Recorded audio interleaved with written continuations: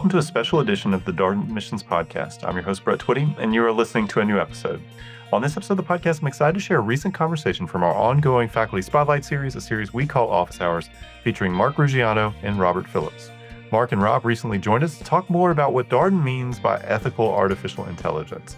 I think you're really going to enjoy this conversation. And as always, if this conversation is helpful for you, please like this episode and subscribe to this podcast so you never miss an update.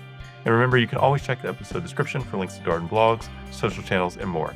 And now, without further ado, here's our recent installment from our ongoing Faculty Spotlight series, a conversation with Marc Ruggiano and Rob Phillips. Welcome, everyone, to our latest installment of Office Hours. This is our ongoing Faculty Spotlight series where we talk with faculty about their research interests, things that they're working on, just to give you an idea of what the academic experience is like here at the Darden School of Business. I'm Brett Twitty, the host of these conversations, but also a member of the admissions committee here at Darden, and joined today by Robert Phillips and Marc Ruggiano to talk a little bit more about ethical AI here at Darden. We've gotten a question as we've gone through some of these sessions. We've talked about artificial intelligence here at Darden. People have been like, well, what does Darden mean by ethical AI? I'm hopeful over the course of this next hour or so, we'll get a bit closer to understanding exactly what we mean by that here at Darden. So Marc, would you mind introducing yourself? Tell us a little bit more about you and your background. Absolutely. Thanks, Brett. And it's a pleasure to be here and to meet all and speak with all of you, and certainly to talk about this topic with my amazing colleague, Rob Phillips. Um, I'm Marc Ruggiano. I'm currently the founding director of the La Crosse Institute for Ethical AI in Business, which is based here at Darden and connects the UVA community around topics related to ethics and artificial intelligence. I've been at UVA since 2019, and prior to that, I spent about 2 decades in the corporate world in various capacities, intersecting with AI at every stop. And then prior to that, I flew planes in the Navy, and was a Darden grad from 1996. If anybody can even think back that far. So it's a pleasure to be here. Thank you, Marc. And I should note, Marc has been on Office Hours previously with Christoph Hertfer, where we talked about the healthcare initiative here at Darden. So Marc has his hands in many things here at Darden. Rob, tell us a little bit more about you and your background. Yeah, hi. Happy to be here. Hi, everyone. So let me see. I suppose a lot of my journey started in undergraduate when I found myself. I was a marketing major to pay the bills and a philosophy minor. And so I would find myself intentionally saying roughly the same thing in seminars. And in the philosophy department, I was a fascist. And in the business school, I was some sort of lefty pinko communist. And that struck me as interesting just right away. So I started looking to explore some of the intersections between business and philosophy, business and ethics.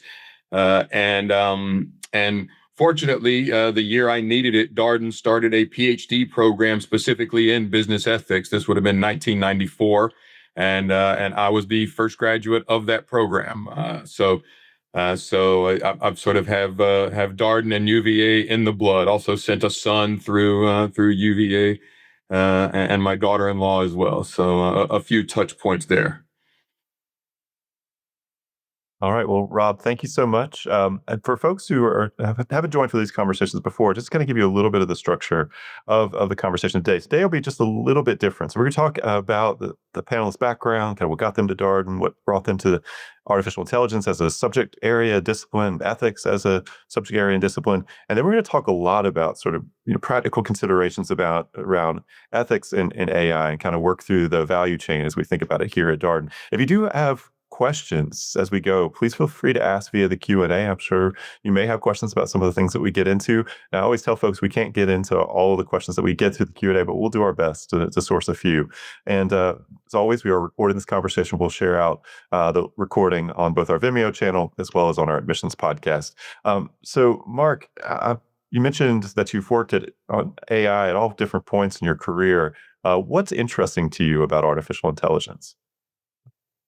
Well, I think artificial intelligence can mean a lot of different things to different people, and it's a topic area that draws on and draws in so many different threads that it's surprising to me that everybody can't find a way to connect what they're passionate about and what they're interested in with the topic. But I understand that right now, the media may be saturated, with talk about AI, and people may have AI fatigue. But for me, most aspects of AI are interesting, from the technology that is powering it, which has really enabled many of the breakthroughs that we've seen, in the last, let's say, decade, since 2016 or so. From that technology to how, as managers and leaders, we use it to the benefit of not just our business, but all the stakeholders that we need to consider. And then finally, how we think about doing all those things in an ethical manner, so that our use of AI, our development of it, is responsible and beneficial to all of the individuals and to society as a whole. So my interest in it is pretty broad, which is how I ended up being the founding director of the Lacrosse Institute. So it's a fortunate coincidence, but those happen as a result of a lot of hard work and a lot of collaboration with great people here at Darden and across UVA. So I'm very fortunate to be able to do something I'm interested in every day, and I think that Darden is a great place, to figure out your purpose and what that intersection is for you. But we can maybe get into that later.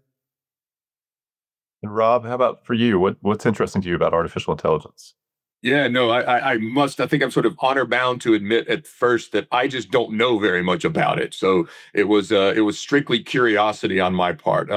So Mark discussed his AI fatigue, and I can certainly see where that would come from. I wasn't sure at first. Is this going to be the next blockchain? Right? There was always the guy at the party who wanted to talk about Bitcoin and blockchain, and I got fatigued with that pretty quickly, I must confess.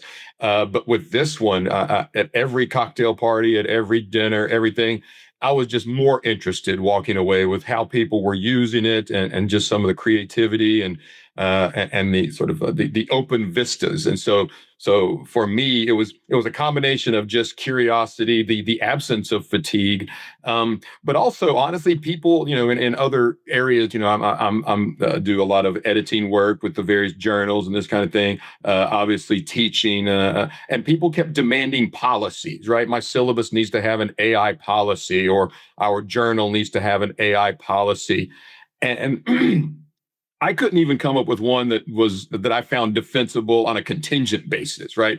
Every one of them was just a straight coin flip as I tried to figure out what the policy should be. So I decided that I just needed to know more, right? And so that's where the Lacrosse Institute has been remarkably helpful. Is just sort of putting me in rooms like this, putting me in other rooms that we can talk about as we go forward, just to figure out what I don't know, just play around with it, and it has. So far, I am not fatigued. I will confess. I still, every morning I wake up, wondering what I'm going to learn from Claude today. That's super interesting. Policy pieces. We had a conversation with Jared Harris, strategy faculty member, who brought a lot of AI tools into his strategy course this past year across the various programs, full time as well as executive MBA program. And one of the things he talked about is this tension between needing people to learn the fundamentals, right? You have to understand the technical knowledge to be able to judge the information that's coming back to you. But you also want people to feel empowered to use these tools because they can be really such a boon to learning. And how does this technology complement, not replace the learning? I think that's challenging when you think about it from a policy standpoint. Yes, indeed. So, yeah, and the learning is one of those strange things I've also found, where generally prior technologies, like I did go to the trouble at UVA of learning HTML, right? It was a fairly straightforward code. It wasn't terribly complicated, I admit. But when you're talking about computer aided design, lots of the new technologies did require some level of certification, some level of the real dig. The fact that this is just the chat element of a chat GPT. made it so that, just if you could speak a language, any language, English helps, but if you could speak any language, you can make this tool work. And that's one big difference with this one, I think, in terms of the barriers to entry just to learn how to use it. Yeah, Mark, you mentioned the Lacrosse Institute. You want to talk a little bit more about the Lacrosse Institute and kind of what y'all are up to these days? Yeah, sure. The Lacrosse Institute, for folks that haven't heard about it, is one of the several institutes and centers at Darden, and there's great information about all of them, including the Lacrosse Institute on the Darden website. But the Lacrosse Institute was launched in September of 2024. And our focus is on ethical AI, and we support a number of different initiatives at Darden and across the University of Virginia. One of those is academic research, and so Rob is a great example of the collaboration between our amazing scholars here at Darden, like Rob, and the institute. We award research grants for research teams led by our faculty that are pursuing AI research in various topics. And so one of our focus areas is to help those research teams with their work, to support them financially with connections across the university and with connections outside of UVA completely in industry, in other academic institutions, et cetera. So that's one big area of focus, is supporting AI research. A second is supporting Darden students and the teachers, the faculty that lead and that create those classes and lead them throughout the 2-year journey in the residential program, and the equivalent in part-time and executive. And so we help instructors create courses. We help them create AI powered tools like the one that Brett mentioned in strategy with Jared Harris, um, and some others. And we help create cases, which of course is the heart of the Darden classroom experience, that is now about AI and using AI. And then finally, we endeavor to bring the community together. So not just students, not just faculty, not just our alumni, but all of those and more. We have an annual conference about AI. We have a number of smaller get-togethers throughout the year, and we're starting to expand those throughout the country, and not or and before long, in other parts of the world as well. So we do more and more in the DC metro area. This summer, we'll be hosting a get-together on the West Coast in Silicon Valley, and so our footprint and our reach, is growing as the institute matures. Um, so that's a quick overview. I'm happy to dig into any more of those parts as we go through this call. Rob, your name was mentioned around sort of research related to AI. Can you tell us maybe about something you're working on that relates to AI, that or a project that's been on your mind? Yeah, sure. So, as part of the lacrosse assistance, so we assembled a team. It's myself and a couple of the Darden PhD students, one of whom, actually, Skylar Clark Hamill, is currently presenting work about AI and stakeholder theory at University College London. Like this morning, I got a text from him, sort of reporting out on how that went. So that was beneficial. And then the other senior member of our team is David Danks. He joined UVA back in January from University of California at San Diego, and is a world-renowned expert on AI and ethics. And so we are currently, it's fun just to, it's a community, right? We have now a place to put people that we just want to talk to and hear from. So we have we're talking with a gentleman who, MBA alum who wants to help, do some research. He has data. His organization has some data that they're willing to share with us. So, we're not exactly sure. Apropos of my earlier comment, I don't know where this is going precisely quite yet, but I do know that it's a good opportunity. And the one that I suppose I'm personally excited about is, and that I suppose we'll come back to, is I would love, this is a bit of vaporware. I will just share that with you. This is an aspiration that we have that is sort of still in the lab, but we would like to get some of the people who are discussing how to make AI more ethical at places like Anthropic, bring them in and talk about, because these people are trained as philosophers, right? So it would be interesting just to hear how they think about developing the models and with some kind of a constitution, as they call it at Anthropic, right? And I've heard people analogize this to raising a child and what you would want to do from a moral philosophical perspective to raise children. So this is a conversation that I'm hoping that we can find a place for. But again, I don't want to overpromise, although that is, of course, the tech way, isn't it? Well, well, Rob, the point about sort of AI having a constitution or an ethical framework is interesting because there's at least some commentary that people don't quite know exactly what the AI is doing, right? And so it can be mysterious at times. So how do you think about building a ethical framework or a moral code for such a technology? Yeah, I think my first move is to ask the experts who have been thinking about this a lot more than I have. Honestly, there's a, but one thing that I think we all share a bit of concern with is that black box nature of some of the outputs. Right, that I would harken back to. I think it's a version of the autonomous vehicle conversations that we were having about, how do we attribute responsibility as between those people writing the algorithms that tell you whether or not to, harm yourself or harm people on the sidewalk, just what the automatic default positions are, and I don't think that conversation has reached a robust conclusion yet. But this one is even a next level problem, I would say. Some of the models where even the people who created it don't know what it might do or why it might do it.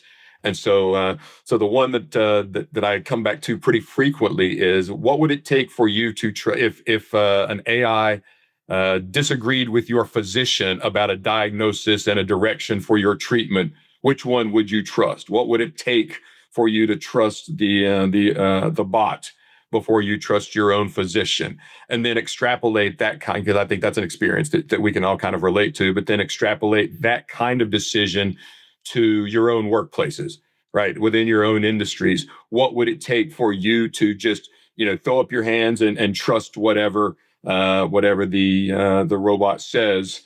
And just as importantly, would you put your name on it? So I've long been struck back in the days of Sarbanes-Oxley, when one of the requirements was that the CEO had to sign off on all of the financial statements.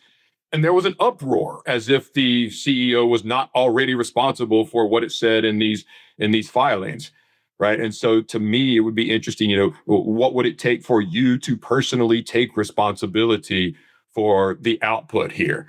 In my own work, we're trying to deal with what it would look like for scholars, right? How do we explain the collaboration that we have with AI, with some of our paper writing, some of the analysis that goes into those papers? Because once you put your name on a paper, it's yours, right? That's the same in school as it is in academia. And are we being overly trusting of those outputs? Because we do know that there can be hallucinations. And I think that that would be embarrassing, to have your name on a paper where the bibliography is completely fictional, right? The papers don't even exist that you're relying on nominally anyway. So I think that both the who's responsible for the output, and what would it take for us as individuals to assume that responsibility, and then how do we think about the what some have called the responsibility gap, is a term that you'll hear come up there, and that is, I think, unresolved as of now. So continue, watch this space kind of story. Yeah, that's super interesting. Mark, trust in this particular industry seems to function in a lot of different directions, right? There's trust of the models. There's trust of the people who are designing the models. There's also trust of these CEOs, right? We are aware of the CEOs of these organizations in a way that we may not know CEOs of other companies. What do you make about this trust conversation related to AI? Yeah, sure. Well, and this question, right? How what role trust plays in individuals' ability and willingness to use AI, uh, whether that use is beneficial for them, for the organization that they are a part of, for community and society. A lot of those questions, relate back, at least in part, to this questions around trust. And there's a lot of great work going on at Darden, around trust and its connection to AI and to other things as well. And some of our faculty are doing a great job, sort of thinking about researching and teaching in their classrooms, about that topic. Uh, I think trust, comes from a couple of places, a couple of sources, and as it relates to AI, developers of AI, implementers of AI, users of it, and managers with responsibility for it all need to think about these things. But in a really straightforward way, I think trust occurs when things happen correctly, right? When the right thing happens, um, that that's not enough, though. Trust requires that things happen correctly, but also that the right things happen, right? And so what we say is, to be trustable or trusted, you need to do things right, and you need to do the right thing. And so those two components are hard to evaluate in AI, right? When your conversation with ChatGPT or Claude, or the tool you've built that connects through an API to either of those, or numerous others. And then the third thing, and I think this is where the people angle, the management, the leadership angles come in, is those two things, doing things right and doing the right thing, um, are by themselves, important but not sufficient. The third is, those things need to happen proactively, and so organizations, leaders, and managers, need to be transparent, need to be communicative.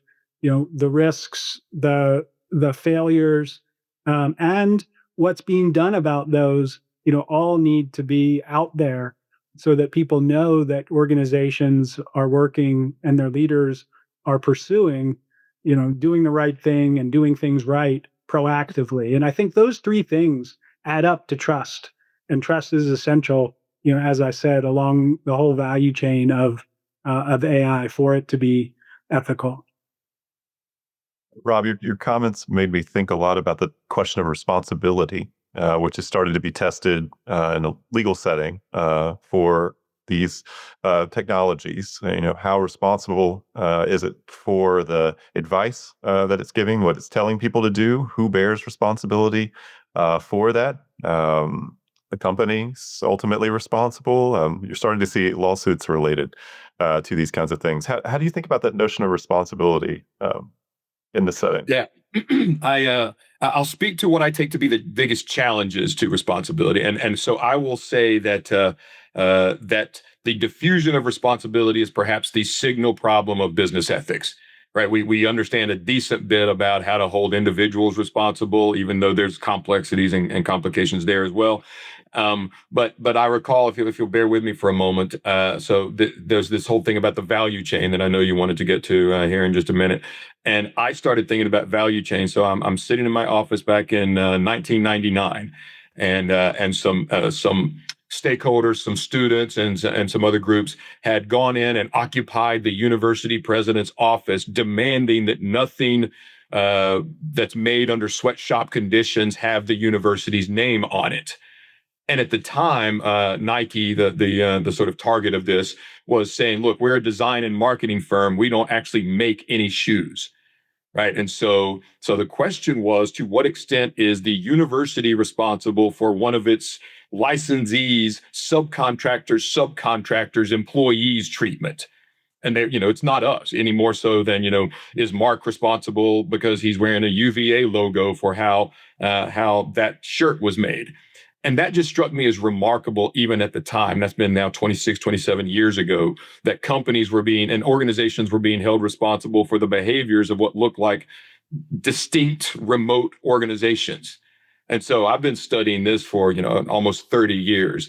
And I think that the AI story is just another example of that, right? So in addition to the black box issues that I was talking about a moment ago, the economy is entirely now networked, right? It's hard to say sort of, you have people in your own organizations who are, their paycheck comes from a different company, but they're there every day and they've been there every day for 20 years.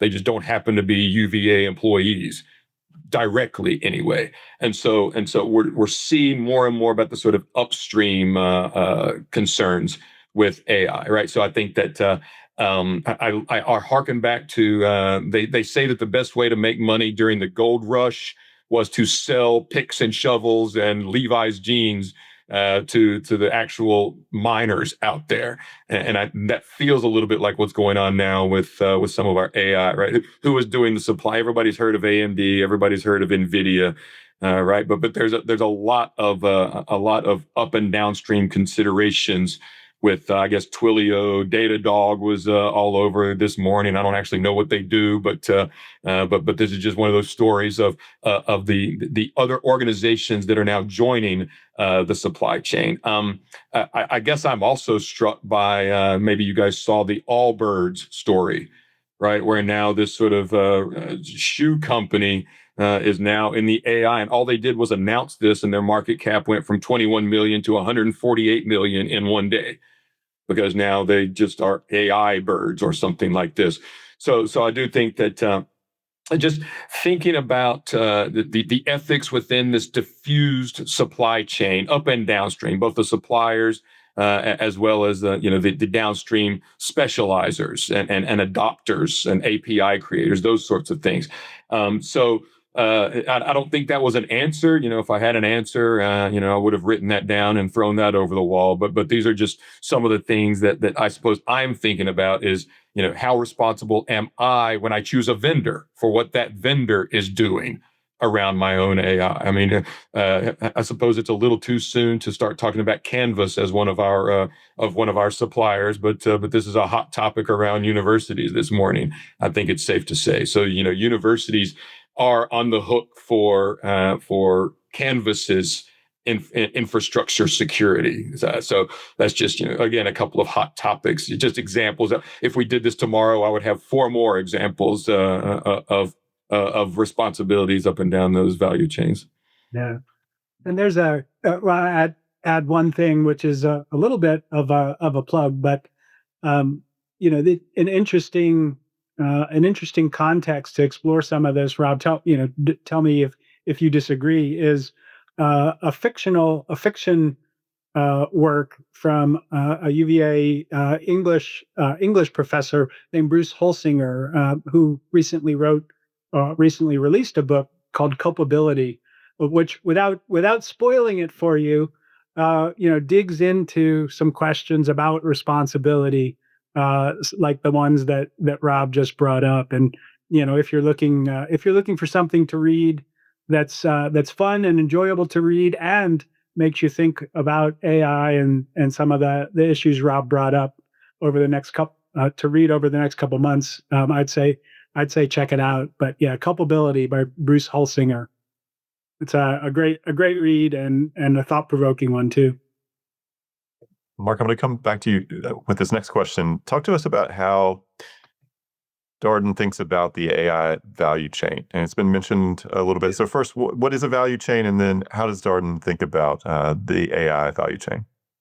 Yeah, sure. So, value chain, as Rob mentioned, and I think we've touched on, the value chain concept is not new, and most people attribute it to Michael Porter, who created it as a way for individual companies to think about, the activities that they performed that added the most value in the eyes, in the minds, and in the wallets of the customer. And so, that is now, a foundational concept and way of thinking about things in business. And as we were thinking about and for a while struggling with, how to get our arms around all of the things that are happening related to AI, right? All of the companies, some of which, Rob mentioned a few names, but there are thousands of names if you look at Illumascape of all of the companies, right? How do we organize them? How do we think about their contributions? And to our ultimate purpose, how do they contribute to our understanding and our management of ethics in an AI context? And so we took the value chain concept, and we created one that represents the AI ecosystem, and it starts with infrastructure, right? Which is the data centers, all the things that are required, to have a data center, like power, like water, and other natural resources, like connectivity, networking, and other things from the outside. And then all the things that go in data centers, right? The chips, the interconnects, the storage, the racks, the cooling, the et cetera, right? All of those are part of infrastructure, which is roughly a $500 billion industry by itself here today. But that's the first step. The second one is around data, what we measure, the data that is generated, and all of the questions and all of the activities related to making that data available, usable, and beneficial when you're building or using AI. The third stage is around the algorithms, the models, and the training. Brett asked about constitutional AI, which is an approach from, I think, roughly 2020 or 2021. And there are, numerous others. And, what algorithms you choose influence how interpretable and how visible the models are that you build, and how you train them, has a lot of impact as well. The fourth which is the next to last stage, is around the applications we build with AI and how we implement those in an organization. How we take a tool, incorporate it into a workflow, provide the users of that tool and the people in that workflow with the knowledge and training and guidance and guardrails to use those tools, those AI tools, effectively and safely. And then finally, the last step is management, how we manage AI applications, AI activities, and how we monitor the outcomes, not the outputs of the model, but the outcomes that are produced by the whole value chain, to ensure that they're aligned and beneficial. And then all of that, of course, it rides on and relies on people. And so everything from individual employees to organizations such as companies, to communities, and to society as a whole, right? All of those things together are the value chain of ethical AI. And when we think about those, and when we consider the ethics related issues and questions across all of those, all five of the stages, and think through people and other stakeholders that are involved, when we do that, then we're talking about ethical AI as an outcome of addressing considerations and thinking about these questions from various stakeholders' perspectives, throughout the value chain. That's ethical AI. Thank you so much, Marc, for walking through that. Rob, I'm going to come to you with a question about sort of government regulation. So this is obviously a big conversation here in the United States now. Previous administration had one perspective on it. Current administration has another. But there's always, with these kind of emerging technologies, I think a bigger sort of meta question is, do we actually have the capacity to regulate these tools and technologies because they move so fast? So, do you think the guardrails around AI are likely to come from the government or more from the companies themselves choosing how to operate? Yeah, it's a this keeps coming up now, doesn't it? We've been through that phase when we were now in a sort of borderless world, and governments were being de-emphasized, and having moved just to Canada and back. Anyone who hasn't ever tried to move country, anyone who has tried can tell you that we're not in a borderless world, right? That a lot of that was sort of overblown, and that was, of course, before the state started reinserting itself in various places. So my first instinct is to ask, what is the government? We talk about, can the government regulate and provide guardrails? But the truth is that there's this constant negotiation going on with between governments, right? It's hard to say who even the government is. In this instance, I assume we're generally talking about the United States government, but that doesn't see. And so the other negotiation that's constantly going on is between the companies and all the governments to which they are subject, right? And so you hear a lot about the self-regulation is can we regulate ourselves just enough to keep governments out of our business and keep some of those sort of regulatory reporting costs and so forth at a relative minimum. So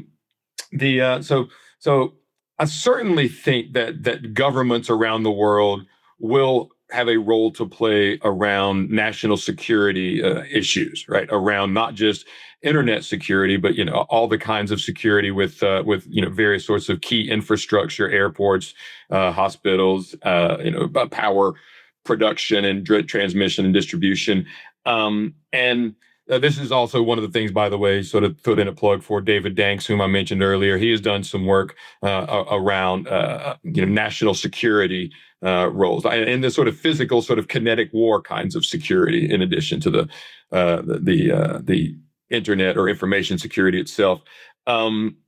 So again, I'm sort of looking for historical analogs, historical antecedents to some of this, and I just don't know yet whether or not something like, and I still don't know why mythos was something that needed to be withheld, right? I just don't know enough about why it is apparently more dangerous than the rest of the LLMs that Anthropic has offered.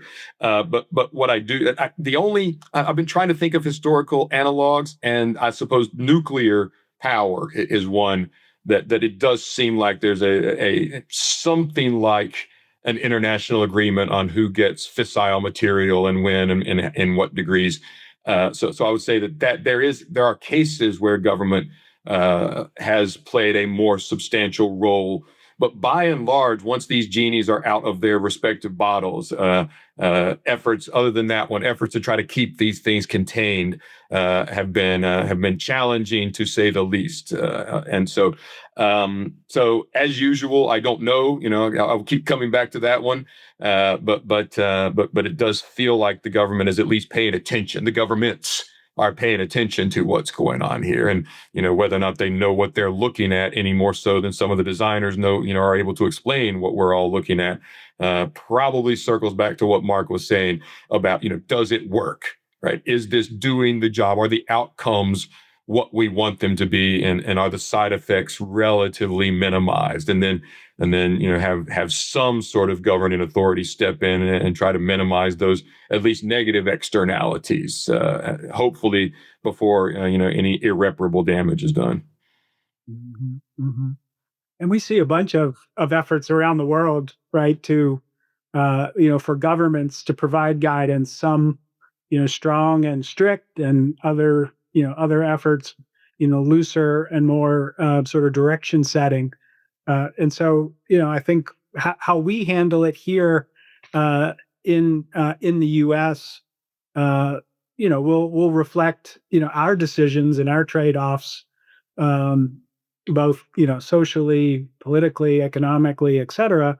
But as Rob pointed out, we are so interconnected, uh, in all of those ways that I think we also need to understand and take into account, what Europe is doing, what China's doing, and what other countries and regions are doing. It's definitely a complex situation.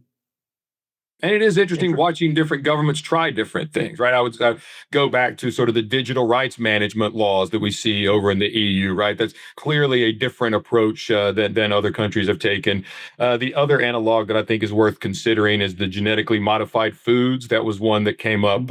It was a fairly big deal. Flash in the pan, some would say, but whether or not we need to sort of keep these things on the shelf until we prove they're safe, or put them in the field and then see what's safe. yeah. And that would be another sort of just do a hunt and search AI for GMO, and see how much the conversations run parallel or track each other. Yeah. The nuclear point is interesting to me because the leaders of these companies, so certainly the prominent ones, talk about this almost like a Manhattan Project, right? So, the scale, the potential impact of this technology, and also the overlay of national security considerations is seemingly always present when you're talking about this as a race between various countries to be dominant. You hear that. One of the other conversations that's particularly acute here in Virginia is around data centers. Marc, when you think about this from an ethical standpoint, I mean, it's in Northern Virginia, it's a very hot topic up here. A lot of not in my backyard conversations. When you think about this sort of data center conversation, what sort of ethical considerations come to mind? Yeah, sure. I think it has to start with y- the fact that there are various perspectives that need to be considered and incorporated, into the conversation and into decisions, about data centers. And those include the communities, where the data centers are being built or being proposed. That's those people, those communities certainly are front and center, in any conversations. But it isn't just local considerations, because we have to think about all of the uses that take advantage of data centers wherever they're built. And we are all part of that type of decision. So how, when you use Netflix, do you think about the implications of the data center, where your movie is streaming from or your show is streaming from? When you scroll through your library of photos, do you think about how much power that scrolling and that trip down memory lane is taking in the data center, where that compute and those photos are stored?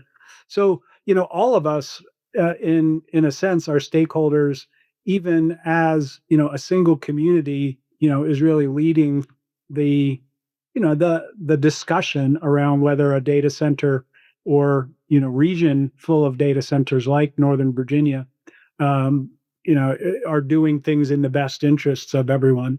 And so I think the stakeholder perspective is one of them. I think a second one, Brett, is you have to. It's important that we understand the pace of change of the technology, and so what goes inside the data center is the real driver of how much power, how much water, how much land or space is required, and all of those components are rapidly changing. Chips are becoming more energy and heat efficient. Algorithms are using those chips that compute more effectively, more efficiently, and more judiciously. The way we train models, the way we provide additional data at inference, right? So the way we manage context, right? These are all things that are evolving incredibly quickly, and so making a point in time evaluation about, do we really need this data center? Is it worth, taking up more land, straining the power grid, consuming more water, or not, right? It's hard to make those judgments at any given point in time, but as leaders and managers, as policymakers, et cetera, we're forced to, right? We have to decide to approve a permit. We have to decide to invest, billions of dollars, or not in either of those cases. And so, while there are uncertainties about the technology, there are uncertainties about the implications in various stakeholders. We as managers and leaders have to make those choices. And I think Darden is a great place, um, to to practice, to learn, and to train, to make those types of decisions and take those factors into account. Yeah, it's a fantastic. Wow. Basically, I'm just going to echo everything Mark just said, only with slightly different examples. So in the first case, I will say that the markets are good at efficiency.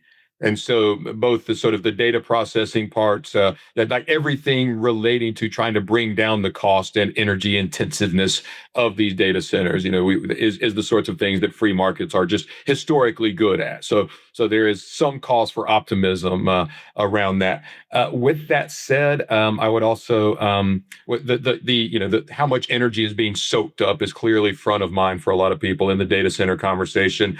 I would also add another value chain implication, up and downstream, right? So the upstream implication is that for whatever reason, Mother Nature seemed to have put a lot of the rare earth minerals necessary for this process under spaces that don't have the best functioning governments, right? So that sort of brings some of our conversation together. Is what are the human rights implications for some of the artisanal mining around some of these rare earth minerals. It's very, very difficult conversation that a lot of my colleagues are sort of doing on-site research on.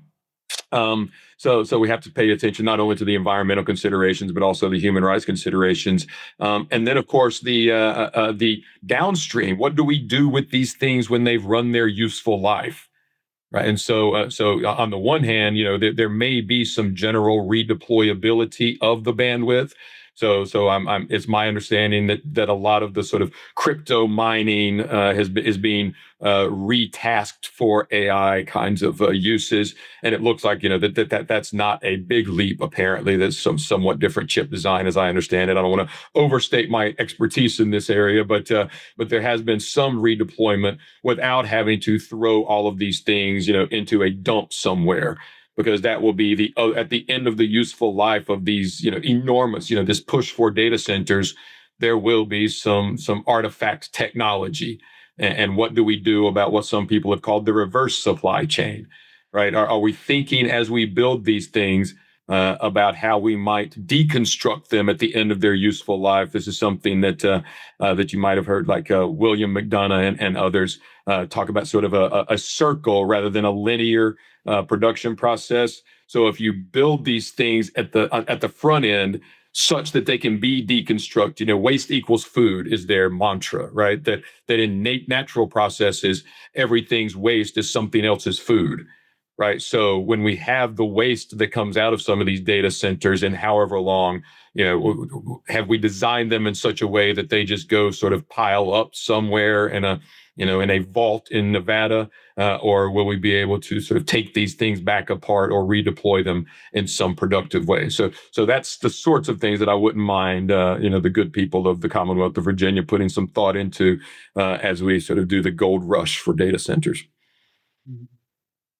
Yeah, it's interesting also to think about, I mean, some discussion around systemic risk with all the financial investment in data centers and some of the models of the companies that are building these data centers. Also, just general sort of opportunity cost considerations around all the money that is flowing towards AI versus other things. Mark, how do you think about some of the financial dimensions of this?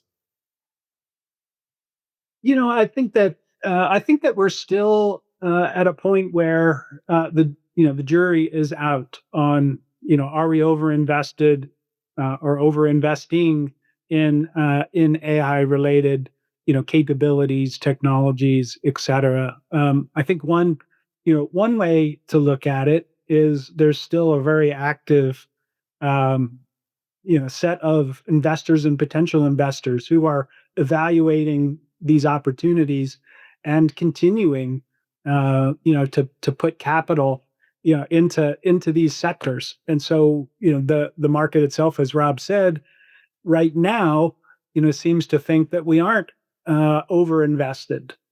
I think that's one perspective. A second perspective is, can we handle it if we're wrong about that? And, can we manage the risk? Do we have the institutions? Do we have the leadership and other things, to deal with the problems if the answer is, yes, this is a bubble, we're overinvested, and lots of people are potentially going to lose a lot of money. And while I'm not an economist or a bank regulator, uh, obviously, I think experts would say that compared to previous financial crises, our federal government, the U.S. federal government, still has far more capacity to address financial challenges than would be necessary. So if you go back to 2008 and the actions that the federal government took here in the United States with the banking crisis, then the scale of those interventions, if you look at assets on the Fed books, for example, are still much higher than what would be required, to bail out all of the investors in, data centers and chips and other things collectively. So, I would also say that when the markets are still positive, we still seem to have the capability, the capacity, to handle a worst case scenario. But I don't know how long either of those things are going to last. And so, the enthusiasm may wane. We may get to a point where, we are looking at something too big to fail, as the saying goes. But right now, I'm still positive about it. And I'm sure there are other perspectives that aren't captured in what I just said. Yeah, it's. I would say that that half of what we know is wrong. We just don't know which half, and Yeah. and so it's. Well, I'll throw in very quickly. One way to measure systemic risk, I find that insurance company, like insurance underwriters, are good at this. Your money where your mouth is, kind of thing, and to a slightly lesser extent, investors also. And so I just wanted to highlight a couple of things that I'm monitoring. We'll see where they go. There are two cases around fiduciary duties for retirement plans. So there's one in Texas. It is Spence versus American Airlines, where there was a lawsuit saying that if you were considering ESG considerations, that was a violation of your fiduciary duty to sort of maximize investment returns. And that one's sort of working its way through the courts in Texas. There's a competing case. I think they're set up this way. Honestly, I don't. That's just me reading between the lines. But it's Quebec versus Cushman, and it alleges that to not consider ESG considerations in your investments is actually a violation of your fiduciary duties, given the systemic risk involved in sort of missing out on some of the environmental, social, and governmental considerations. And so to the extent that that those guys put their money where their mouth is with regard to systemic risk specifically, I'm just sort of monitoring those cases to see because it feels set up to force the Supreme Court to make a decision. It's one of those sort of relatively conservative districts. Versus a relatively progressive district, and so watch that space as well. Yeah, also very interesting with the profitability questions around these companies, the burn rate, how they're spending capital. Some rumblings that who knows, we might need a bailout. And the passing comment that sort of got walked back. It's interesting to think about some of these things. I want to make sure we have a few minutes left. I want to talk about AI and the workforce, and we probably could have spent a whole conversation around this. But it reminds me of that railroad comment: "Who rides upon the rails ride upon us." That kind of thing. And sort of is that what we're looking at here, Mark? There's obviously a lot of conversations. You see companies now choosing to scale down the workforce by X% because they think AI can do that work. Difficult for folks who are starting their careers, looking for entry-level jobs, because a lot of this is now perhaps being automated or replaced by AI. How are you thinking about that sort of ethical piece when it comes to this? Sure. And I'll start slightly differently and try to end up directly where your question was situated, Brett. And I know Rob probably has some thoughts on this question as well. But I think in many ways, the question of is AI taking jobs from people is a little bit of a misdirected question. And I think that AI may appear to be doing that. Executives, business leaders haven't helped because they have used AI as an excuse to take actions that, may, at least in part, be related to other forces and factors that are at play. So not all layoffs in the tech sector, for example, are because AI coding agents, are taking jobs from people. Um, and so, I think it's a bit of a misdirected question, but the concern definitely exists. And maybe some of the folks, maybe some of you on this webinar, have that concern. And so, while the question itself may be a little bit off target, is AI taking jobs? The concern and what we do about it is certainly paramount. And Darden is focused on making sure that, that the business education you get here is appropriate for the AI environment that our students are graduating into. And so I would answer the question this way, Brett. I would say, the best thing to do now and in the foreseeable future is to be as good at doing your job with AI at your side as you can possibly be. And, making up another scenario for the future and preparing for that scenario is not a better choice than doing what I just said, right? Use AI to be as good at your job as you possibly can. And you will adapt over time as, those demands and the capabilities and other things adapt. But we are passionate here at Darden and dedicated here at Darden, with the help of the Lacrosse Institute, in making AI a part of every educational experience that benefits from it. And that's not all of them, but it is a large number. And so we're really confident that our students are pursuing, or building toward, being as good as they possibly can at their job, using AI. Yeah, I find myself saying that if AI can take your test, it can take your job. So, do with that what you will as a student. And I don't mean to sound cavalier, pardon the pun, about sort of the transitions between technologies, but we've run into this since the fictional Ned Ludd and the Luddites. Going around and busting up various sort of factory weaving facilities. John Henry sort of worked himself to death trying to beat the steam hammer. I think neither of those are going to be particularly useful historical analogs to look to.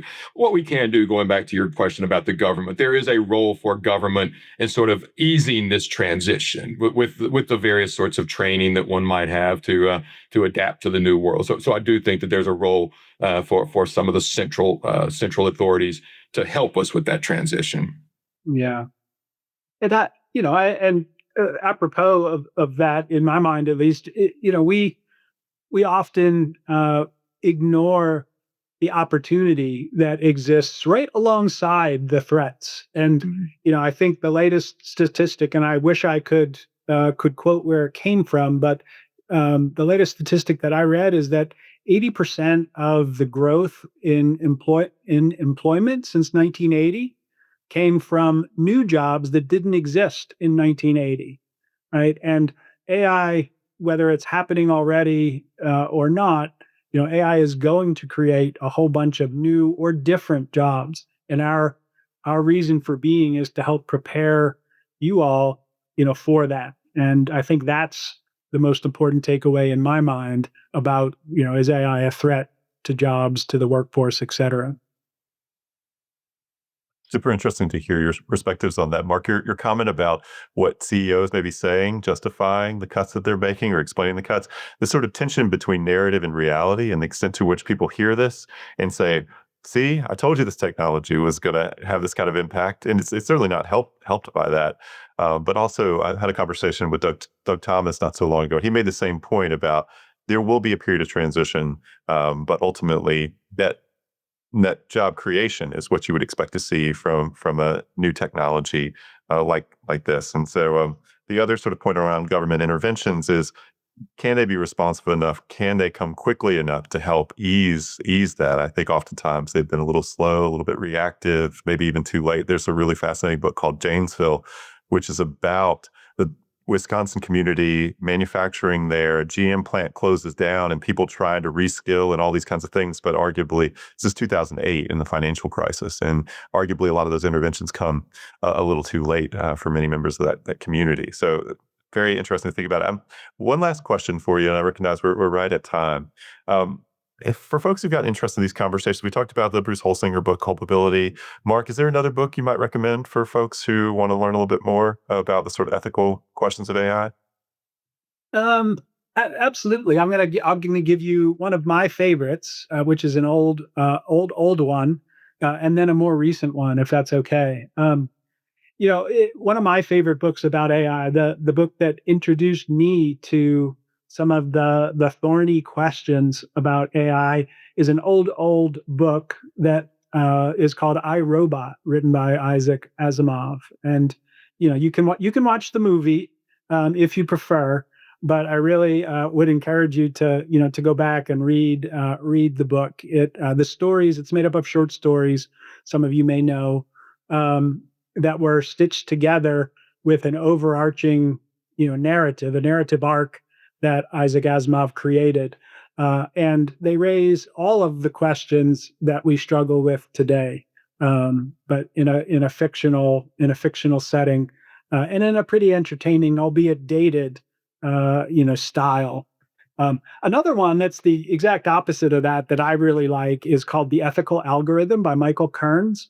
And it's a good one to help you understand, that these aren't just conceptual conversations, that we need to have deeper conversations about how we actually make, some of these very good ideas happen in practice. And the ethical algorithm gets into how some of them work from an algorithmic perspective. So I'd suggest those two, Brett. Excellent. Rob? Yeah, so I wasn't going to suggest it until Mark said it, but Ian McEwan has a book called Machines Like Me that is pretty entertaining. But the other ones I was going to suggest are, what's your favorite historical analog to a technological revolution, and then go read a book about that revolution. So the two that I was thinking of were there's this famous, though fictional, case where Thomas Edison was. This part is real. Thomas Edison was in a big fight, a pretty ugly fight, with Westinghouse and Tesla, the original Nikola Tesla, that is, about direct current versus alternating current. The part that's fictional is that Edison shocked an elephant to death in order to prove how dangerous alternating current was. That part is apparently false, I've recently learned. But it is the case, apparently, that Edison lobbied to have AC used for executions, just to prove how dangerous this was, and it was going to be used to kill people, and actually lobbied to have an execution called being Westinghoused.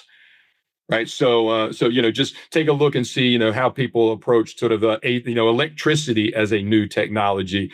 It just, and the corporate roles in those adoptions and what they did is just fascinating. And the other one, Brett, that thank you for recognizing. I think that the atomic pile at the University of Chicago. Right, they just put a bunch of this sort of nuclear material, and the scientists that there was a non-zero chance that it was going to extinguish all life in the universe. They didn't think so, right? They had some weird sort of safety things, including people sort of with other chemicals on top of this pile that they could just sort of drop and try to stop this meltdown from happening.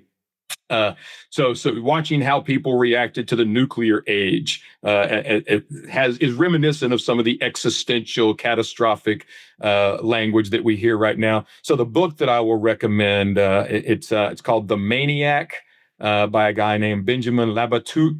And it's largely about John von Neumann, who sort of has some claim to being one of the smartest guys of the 20th century.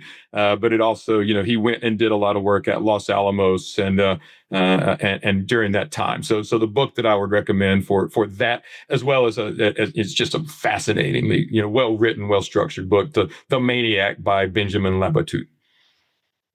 Excellent recommendations. There's a great book called Empires of Light, which is all about the competition between Tesla, Edison, and obviously Westinghouse as well, which is uh, that was a big, big, I guess, say power war. I guess how to describe it. Very interesting time.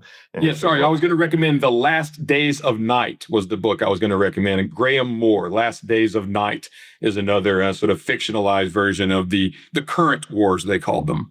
That's right. Absolutely. Well, Mark, Rob, thank you so much for your time. It was a great conversation, and I'm sure we could have gone for another hour if we had the time. But thank you all, and to our attendees. We'll be back in early June with a conversation with Roy McDonald, who's a strategy professor here at the Darden School of Business. So hopefully we'll see you again for that next office hour session. Have a great rest of your day. Have a great weekend. Thank you all.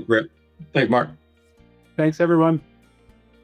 And that was the latest conversation from our ongoing Faculty Spotlight series, a series we call Office Hours, featuring Marc Ruggiano and Rob Phillips, two members of the Darden faculty.